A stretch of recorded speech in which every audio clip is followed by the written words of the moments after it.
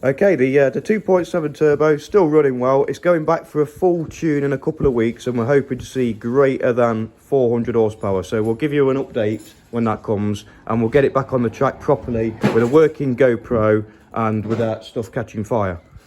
In the meantime, updates. Things are happening. So here inside the workshop is a 3.4 Cayman S. And this is a customer's car because Paul is now offering to do the conversions under, what is it, Paul? What? Under what? Wesley Moss Performance. Oh, I think you're talking about a price. Oh, right, no, yeah. Yeah, Wesley Moss, the business will be called. Yep. So now a full package of everything, you know, to get the system, the equipment off Martin, MRN, and have it fitted for you. So this one is actually a 3.4. Any major differences in fitting? Completely different gearbox. You've actually got a little bit more room in certain areas on the 6-speed gearbox rather than the 5-speed. But yeah, the kit fits both of them. Yeah. Absolutely fine. And one other thing to mention is, well, if you're doing one of these kits and you're on the 3.4, your gear change cables, one basically goes either side of the gearbox. On the 2.7, they both run down one side of the gearbox. There's room to do both. Yeah. So yeah, just changing the injectors on this right-hand bank now. Yep. Same injectors? Same injectors, yep. So they basically get scaled in the ECU. The ECU is looking at the MAF sensor, which is basically reading mass of the air, and then it will basically work out from that mass how much fuel it needs. And yeah, same injectors, it just uses a little bit more on the 3.4. According to, because the engine is a big air pump, so it pumps in more air. So turbos exactly the same? Yep. Same turbos, generally same setup, just different level of tune, I suppose, on the ECU then, really? Not far different on because the ECUs, again, it's running, it's kind of calculating its own fueling by looking at the mass of the air coming in. So there's not a great deal difference in it. There will be some tweaks and stuff like that, so we're going to work out in the next rolling road session on that one. And what do we expect performance-wise? This one should be about 470. Awesome. Yeah. That's going to be absolutely a weapon. Yeah. I've got I mean, no concerns. That's a beast. So this should be fun. And the clutch has been upgraded on this one as well, isn't it? Yes. Yep. Yeah, we're going for the Sachs Race Engineering clutch. Excellent. That'll be the next thing that's fitted, hopefully middle of next week. Then we get the gearbox on and finish fitting the kit. A bit of wiring, and fingers crossed, should be running for next weekend. Lovely. It's a really nice car, actually. I quite like the colour. It's I don't know whose car it is, but it's like a Vauxhall Vectra Doom Blue with added grey, but it looks really nice on this Porsche. Actually, nice car. I'm liking this guy already. He keeps his number plates on with Velcro like a cup price James Bond. That's flipping, you know, I don't know this guy, but I like him already. The Velcro, it's like... Here's the rest of the kit for the 3.4. If you remember, all the parts, turbos, boost pipes, etc. All there, good to go. Right, so this is the MRN charge cooler, and they can be quite difficult to get the air out, so I've modified this one and put another tap in on the bottom. So for filling this one, you've got like a bleed valve here, and that will basically bleed air back up to this expansion tank, and you've got another takeoff right in the very bottom of this expansion tank, which then feeds into the inlet side of the pump. So if we have this open, and then we can start filling up.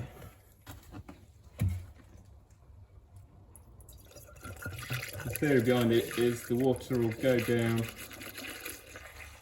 out of the large spigot out the bottom, and any air, this is the highest point in the system, will start to come up through here.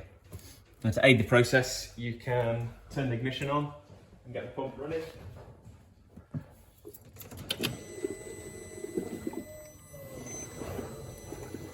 Don't know if it shows on the video, you can just hear the pump running, and you hear a bit of gurgling coming from the filler.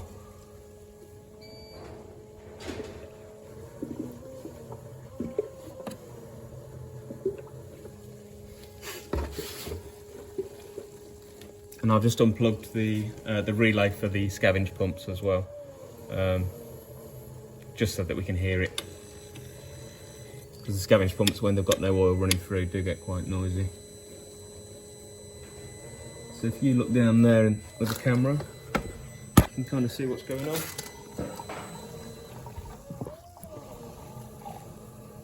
So that's with the valve shut off. If I open the valve, you'll start to see a load of air come through the system. That's with the valve open. So all the air's coming to the surface and bleeding. Closing that off again. Obviously it's really important that we don't have any bubbles or airlocks in the charge cooling system in order for it to work at maximum efficiency. That's right, isn't it, Paul? Yeah. And you only want to be putting enough antifreeze in for your climate. So I've put in 25% antifreeze. And this system takes about 5.2 litres. So about 1.3 litres of antifreeze. I've used blue, just basically a different colour to the one that's in the main cooling system. So if you do have any problems in the future and you've got leaks on the floor, you can identify whether it's from the charge cooler or whether it's from the main cooling system on the car. Get some more air through there. And you only want this tank to be about, it can be sat at the very bottom when it's finally full up, because this is ideally there to take out the volume difference as the water heats up. As long as you've got water right at the very bottom of that, you know the system's full. You don't want it full up to here, because that essentially does away with your expansion. You want this area to be the expansion. So that looks like it's pretty much bled. There's still a few bubbles coming in there if you look down there. That's the valve open, valve off, valve open. And when you stop getting any bubbles through, obviously it runs clear. But I think we're about there. So this will be the same on the 2.7. Yep, exactly the same. If it's been mounted and plumbed in the way that I do them. Yeah. So the same expansion tank as per the MRN, but your modification with the bleed valve, etc. Bleed valve, and I can put a spigot on the bottom. Yeah, and that can fit either. It doesn't matter. It fits either type of engine, doesn't it? Yeah. If you go round underneath the arch, you can see where this connects in. If you come round under here, you can see it's connected into a T-piece there. Yeah, I can see it. Yep. So this is the in-feed pipe to the main water pump, and this is the pipe going up to the expansion tank. Yeah. And then the other pipe with the tap on at the top basically connects in. If you look right down there, connects in. Basically, almost at Pretty the tricky highest to point. see that.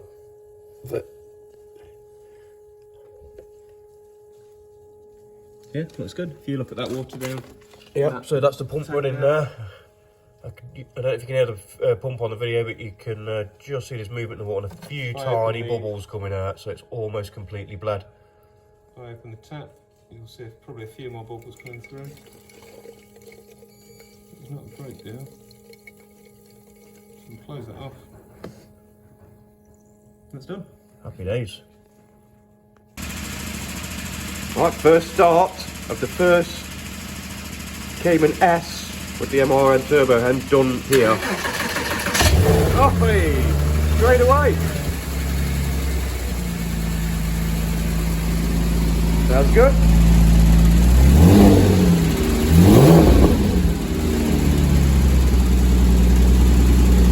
Smoke's cleared away.